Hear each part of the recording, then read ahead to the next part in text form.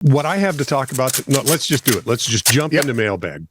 Mailbag. So, here we are. Actually, it's email bag, and there is no real bag because it's, well, electronic. It's a metaphorical bag. It's like our metaphorical intelligence.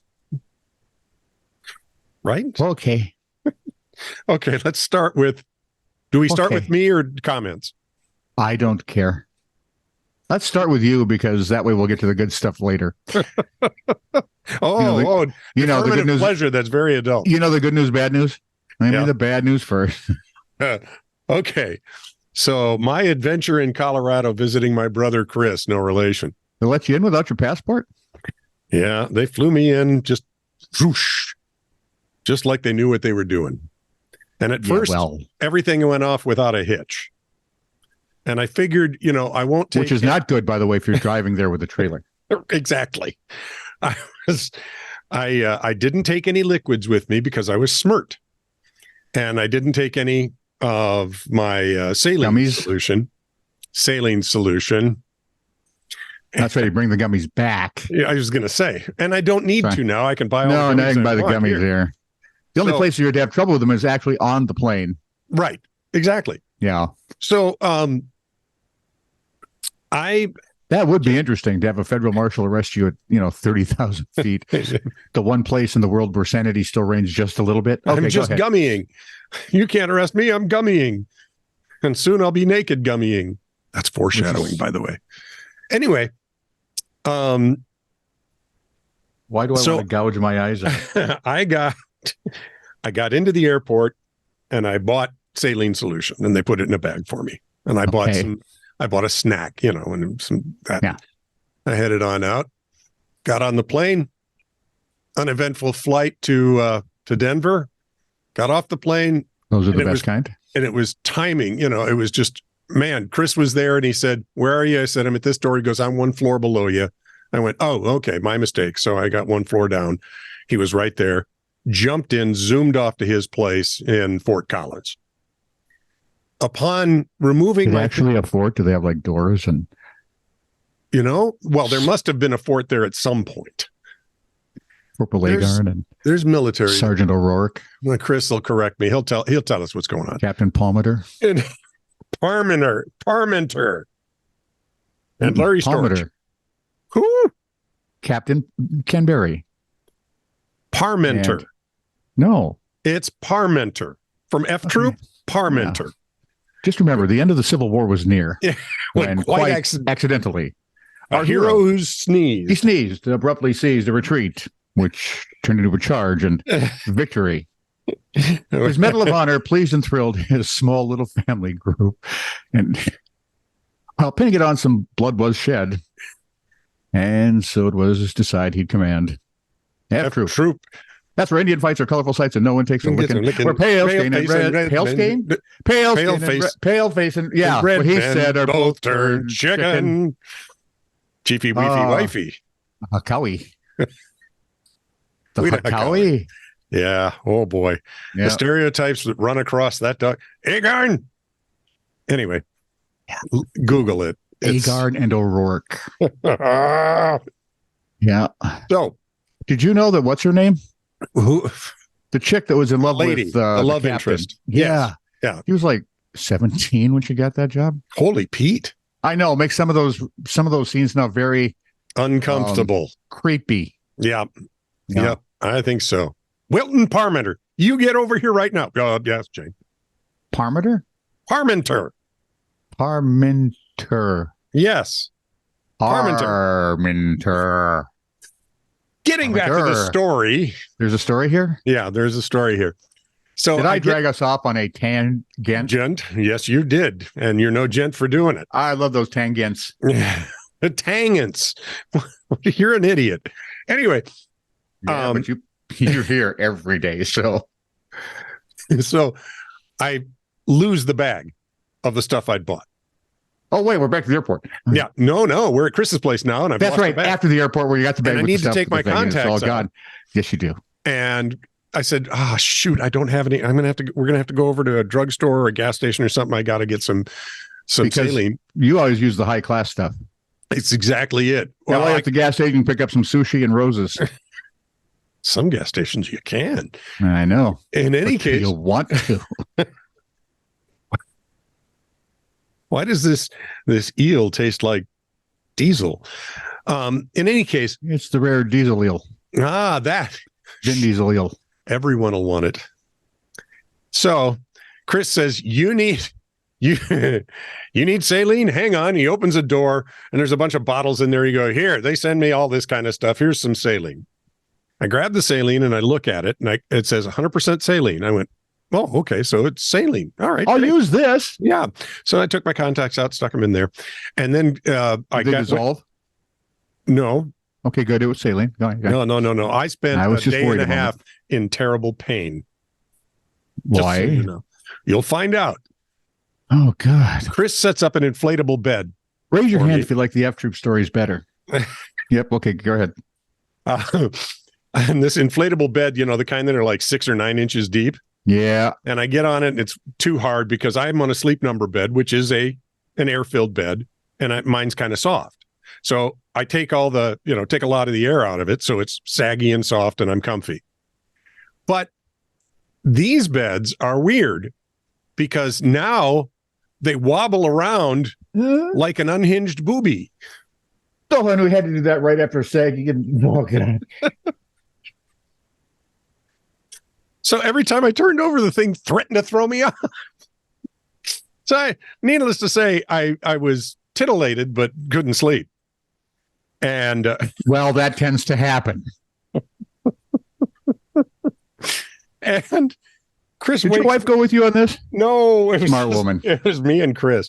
The only flaw in her entire plan is you, right? Yeah.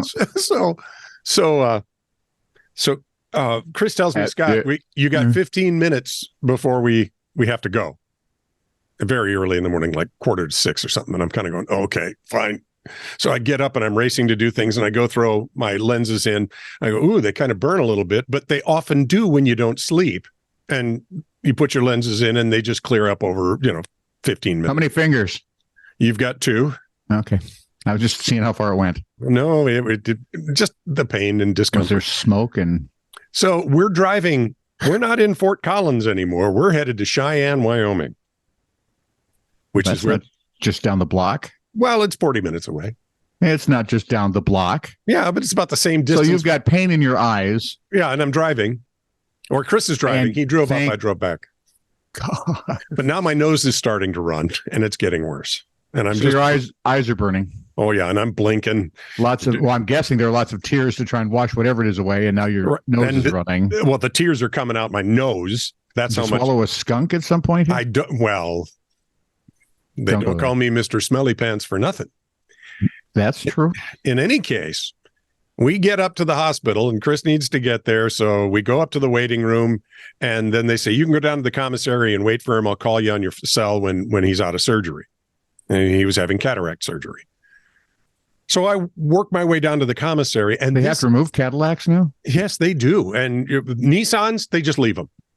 Because, they're small and rather inconsequential.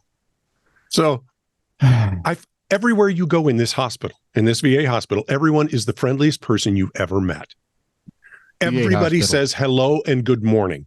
VA hospital. And it doesn't sound perfunctory. No. Answer VA hospital? VA hospital. And it's the coolest looking VA hospital I've ever seen. The front of it say VA hospital? Yeah, it did. And there was like a facade. And behind it was like, I don't know. And it was pretty. It fell in with the rest of the scenery. It was gorgeous. I mean, it's old. So we can do it right if we want to. We can. And this hospital is incredible. I go down to the commissary. Everybody is friendly. Everybody everywhere is seeing each other and saying good morning and laughing. And they're having this great time. And there's even a gal down there who is wiping the tabletops. It was a challenged gal. But she's even going up to people who are sitting alone saying, hey, you okay? How you doing? Are you having a good morning? She's just checking in with everybody and she's being awesome. And so I had a little breakfast and some coffee, which was not good. The hospital, dude. Yeah. And I waited around for a while, get the call, come up and get Chris. So I'm working my way back to the Buffalo elevator banks. And I'm looking lost, and a janitor says, "You look like you're looking for something." I said, "Yeah, I'm looking for the Buffalo elevators. Walk with me. I'll just take you right there." I'm looking for El Dorado. And he takes me there. I get up. I meet Chris and his nurse. I said, "Why isn't there a patch on your eye?" "Well, I had a coughing fit right before surgery, and they said, we can't do this today. If we're going to cut your eye open, you can't be coughing." Oh, come on, Doc, give it a shot. But the eye is completely dilated, and he can't really focus on anything with the other because things are bad. There you are. And if he puts his glasses on, they get worse. And he was driving. No, I was driving at this point. On the way there. I mean, he was. Yeah. It was better before that. Yeah, okay. He was fine. They dilated the pupil. As fine as you can be without, Yeah. cataracts. So we head south again, back toward Fort Collins. You realize this is an entire show in itself. You got. I know. Right? I know. It's just we get down south, and I said we got to stop at a Walgreens or something. I got to get some maybe saline gel to help with this, or get some saline and get these contacts out. And we eventually did both of those things. And I took the contacts out. We got back to his place. I had saline now. My lenses were soaking in it. And I take the bottle he gave me. I said, here's that stuff you gave me. And Chris looks at it and he goes, "This is the bottle I gave you." And I said, "Yes." And he said, "Well, I think I found the problem. Uh-oh. This is nasal rinse."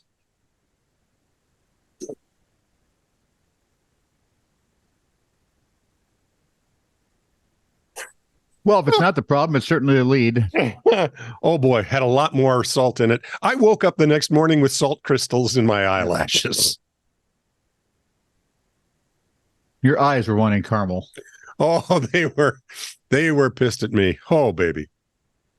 Okay, well, and you put salt in your eyes. I can't imagine why would they be crappy? Actually, I was pulling crumbs out of my eyes. Do we want to do a second edition of Mailbag? Because, no, we're going to just do the whole thing. Was just like 25 minutes of intense agony. So for you and your eyes. And a comment on one of our short clips from Facebook. Someone. Okay. Chuck Moore hit the one where I talked about weird laws that should be off the books down in, I think it was Omaha. And it was, you're not allowed to enter a bar if you're going to pretend to have sex with a buffalo. And you said that would really ruin a lot of bachelor parties.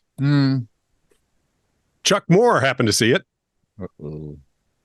and asked, "Can you be denied entry to the bar if the buffalo falsely accuses you of hitting on they, them?"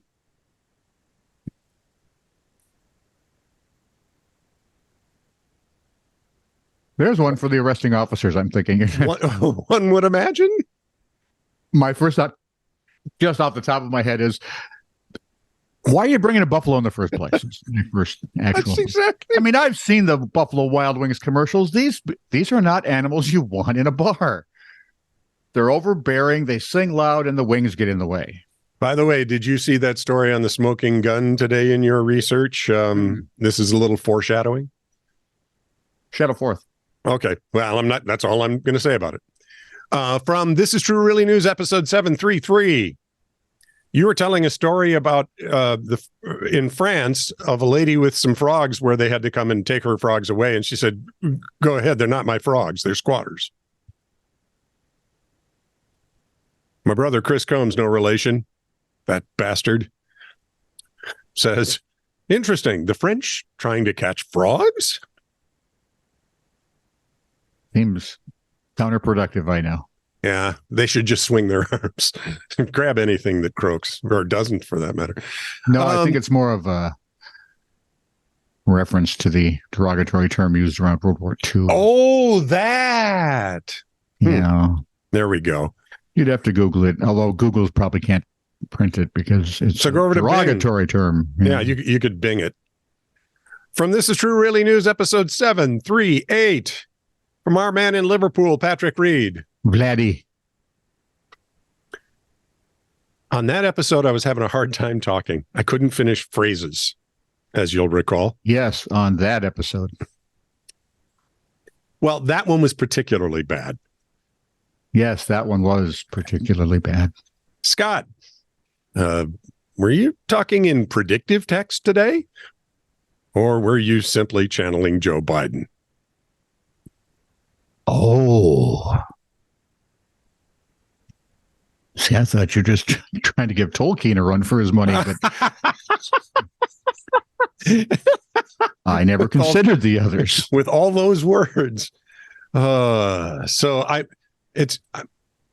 don't want to be compared to the current president, so I'm going to say predictive text, Patrick, and screw you. There. I said it, and I'm glad. I'm just sitting here quietly. I don't want to be the instigator. In any case, thank you, Patrick. That was funny. It was, and way better than my thought, because Tolkien's not around to be offended. Let's move on to something shorter. Of course, is the president really around him? I'm sorry. Yes, something else.